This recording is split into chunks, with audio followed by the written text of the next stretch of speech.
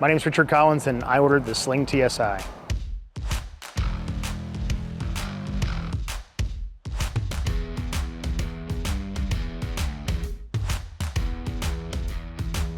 I think the positive reviews from other pilots and other builders, and the efficiency and the affordability primarily, and then the ability to customize was a key option for me. I would say I was heavily involved in building it, and with the assistance of Torrance Build Center, and put a lot of customization into the plane. So I was with Torrance for a little over a year, probably from start to finish. We changed a few things. We changed where the oxygen bottle was located. We have a 3-camera system with a DVR installed. So we have 2 forward and rearward facing underbelly camera mounts. The health monitor, we made a custom mount for the dash. Changed a few locations and headset mounts that were 3D printed. They helped me with those. We did a tail mount on the top of the tail for one of the other cameras. It's also a Drift 4K. I guess the other part is really just the paint was a major part of it for sure, of the customization. I custom ordered it. It's the tan and black color. I have that similar in another plane I have, and so I carried that on, that color combination. I did not go with the logos in the headrest. I just wanted it to be a little cleaner. Although I like the Sling logo in the headrest, I went without it. But for example, the inside paint color, I chose a darker color with a matte finish so it would be less reflective. I do have, well, the Torse, I believe it's called Torsen, but the fighter style stick. But outside of that, I did paint the sticks to match the orange on the color, the orange paint, and had the controls also color matched, just to add a little something extra to the interior. I worked on the scheme first and the color second, and then Carlos, the painter here, who's a phenomenal painter, we spent almost a full day at the paint shop having what's called spray outs done in different colors.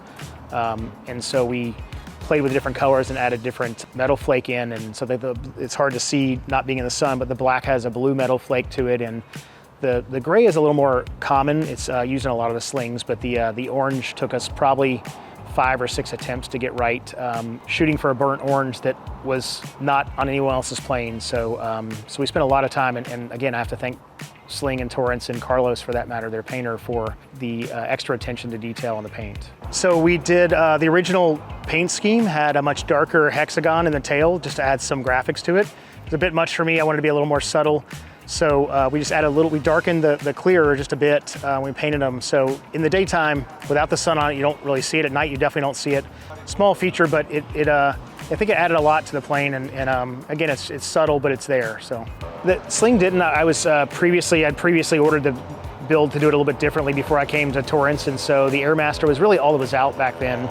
Since then, there's a lot more options, the MT and that. So I'm happy with the Airmaster thus far. If I do a future build, I might consider a different prop, but right now it's the Airmaster, electric adjustable or constant speed prop. So I also added the Behringer brakes to it, which I highly recommend. They're not inexpensive, but they're incredible brakes. They hold extremely well. They're 2-piece billet rims. They had a bit of a color match. It's hard to see with the wheel pants on. It's a shame to cover them wheel pants, but it's worth it. Overall, though, the Behringer brakes are one of the best additions I did as well, and highly recommend it. So aviation was not in my blood or any desire of my life, but I had a great friend in my industry who took me to a flight from where I live, Naples, Florida, to Key West for work. We worked together on a project, and it took 5 hours plus out of my day and returned it back to me in unlost travel time. And I realized that you could actually use aviation to go to and from work and save that much time. I had lunch for one of the first times in my life down in the Keys. And so I bought a plane, a Mooney actually, which I still have today.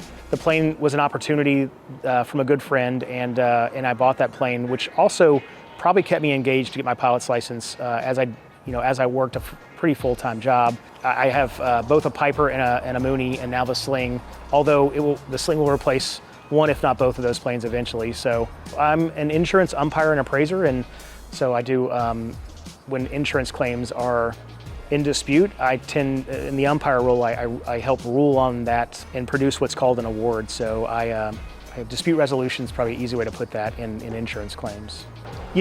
Some use personal. So my plans with the Sling TSi, some personal use to go do things. The Bahamas are very short. I mean, the parachute, the reliability of the Rotax, the efficiency to not have to fill up over in the Bahamas is also good. You can, on full tanks, go from Naples to the Bahamas and back with plenty of reserves. That's a very wonderful thing. And so interstate flying a lot, because I have a lot of business within the state of Florida, and then some fun flying and some travel for family. It's less of a chore than the other two planes that I own, so I'm looking forward to just enjoyable flying. So my advice for somebody plane shopping would be, number one, know your mission. You have two options, experimental or certified. I've become a huge fan of experimental, although I own two certified planes. Being able to do some of my own work and modifications is pretty important to me.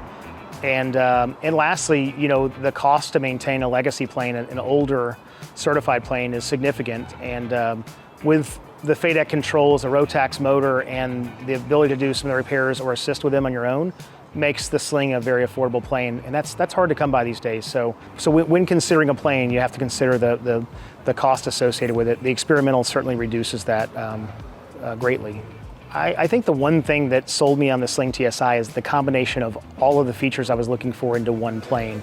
Many other either experimental or certified planes had one option. They were faster, but they didn't provide the efficiency. For me, the distance was key. Being able to go the duration that I needed to go to the Bahamas, or for me from Naples to Pensacola without a fuel stop, was very important. And then also, again, the simplicity of flying this plane. It's FADEC control. It's a constant speed electric prop. It's just got all the features that are hard to come by in one plane, but they're all combined in the Sling. And it's just the most enjoyable plane in the world to fly. It's truly a pleasure to get in a plane and fly it.